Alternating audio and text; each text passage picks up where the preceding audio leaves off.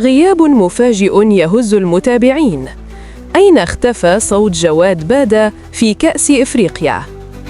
مع انطلاق كأس إفريقيا 2025 بالمغرب، لاحظ عدد كبير من المشاهدين غياب صوت المعلق المغربي جواد بادة عن مباراة الافتتاح، رغم مكانته البارزة كمعلق في قنوات BN Sports.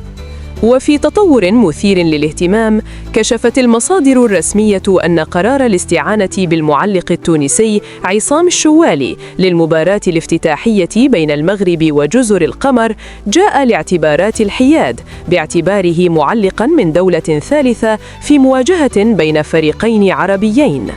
أما جواد بادة فسيعود للتعليق على مباراة المغرب ضد مالي يوم الخميس المقبل، وسيواصل تعليقه على جميع مباريات المنتخب المغربي في البطولة.